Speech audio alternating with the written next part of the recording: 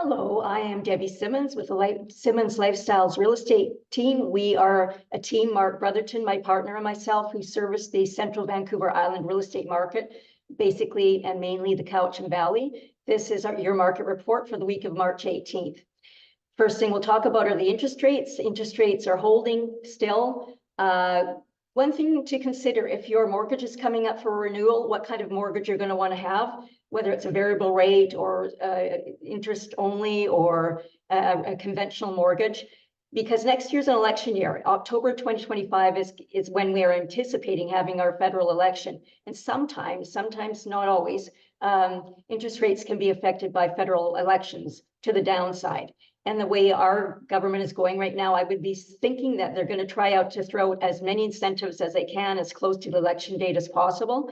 So just keep that in the back of your mind about interest rates if your mortgage is coming up for renewal anytime soon, and have a great talk with your banker or your lender, your broker, if yours is coming up.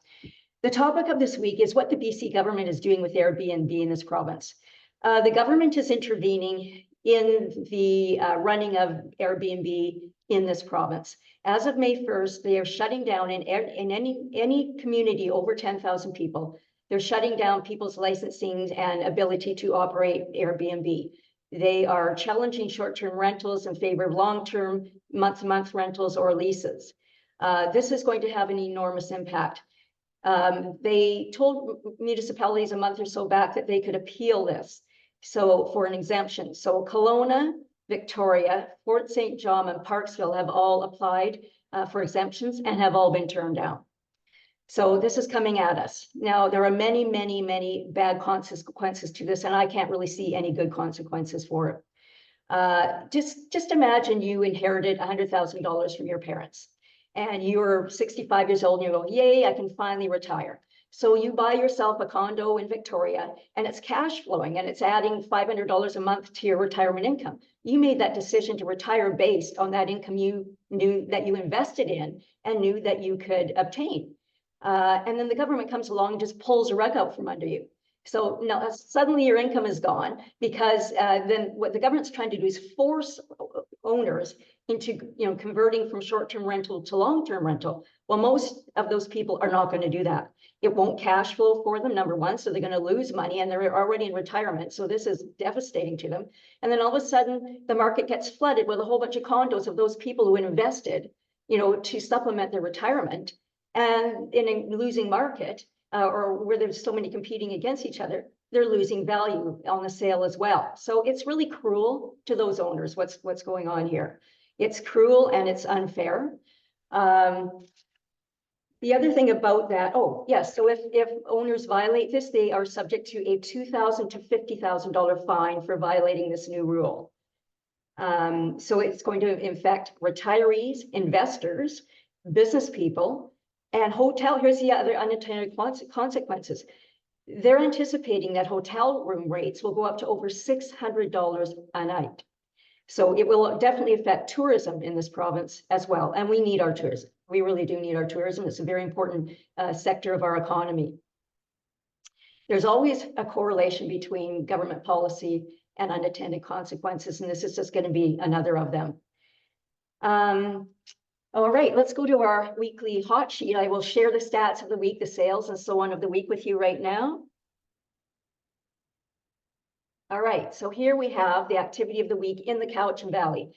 We have 13 new listings. The cheapest one is a $325,000 building lot in Ladysmith, and the most expensive one is a $2.7 million 5-acre property with a custom home on it on Aha Road. There are 13 new accepted, here are the listings over here. There are 13 new accepted offers. These are what say pending. So that's a lot of new offers that have been accepted on properties. That's happened just this week, just in the Cowichan Valley. So really good, strong activity there. And then we had 12 new price decreases. We had 11 new properties that were marked sold here that changed hands this week. And we have to go to a third page because there's been so much activity this week. 7 cancellations and 6 expiries. Cancellations can happen for a lot of reasons. Quite often it's just the seller wanting, because the market has been so stagnant for 2 years and now it's picked up, they want to freshen the look of that listing. So they cancel and then immediately relist. So that's a lot of that going on. If you want any of this information, please contact us and we will email it to you. You can see every one of these in great detail. And of course, there's not enough time to flesh it all out in a short video. And also, if you want a list of properties under $700,000 in the Cowichan Valley or anywhere else on the island, we can send that to you as well. Just contact us and we will set you up to receive it automatically, actually, on an ongoing basis. All right, so I will stop my share. And lastly, I would like to really, really encourage you all to take in Michael Campbell on Saturday mornings, Mike's Money Talks.ca. He will keep you safe, you and your family safe economically. He will teach you how to position yourself, and he'll give you economic news about Canada that's not being expressed anywhere else. I'll give you a bit of just a little bit of synopsis of what he said this Saturday. He was talking about no planning for housing with unlimited temporary residents flooding over the border, vastly worsening this housing crisis. He talks about how Canadians are so taxed now, about 50% of a young person's income goes to taxing, the other half to housing, what's left for anything else. He talks about how economic growth in this country is the only way out of this situation. However, economic growth is being suppressed in this country, and that there's no consequences to people in power. In fact, they're getting raises and bonuses, and they're completely unaccountable. No one is making them accountable for these actions.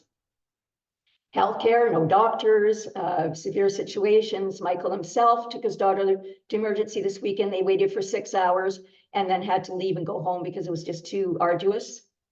And he talks a lot about how government won't solve our problems. It's up to us to be aware of these things and address them ourselves as a populace. He talks about the deterioration of productivity, the deterioration of our GDP, and where this country is going. He talked about the anti-business nature of what's going on with the government, not attracting investment, and what that all means for all of us, especially those sort of us on the lower end, you know, like sort of middle class and lower. And the middle class is, of course, quickly disappearing because of all of this. And then he said that 53% of Canadians are falling behind, 53%. CBC ads are down 16%. The CBC is failing. Their ads are down 16%. The traffic is down 23%. Well, with any other business, that means it's a declining business and people make, you know, big adjustments and so on. But instead, the government just turned around and pumped $96.1 million into a bad proposition. All right, that's our report for this week. Thank you for listening. My name is Debbie Simmons, and my partner Mark Brotherton and myself work together. We are a very experienced team. We do all aspects of real estate. If you have any requirements, please give us a call at 250-246-0708 and have a wonderful week ahead. Thanks for listening.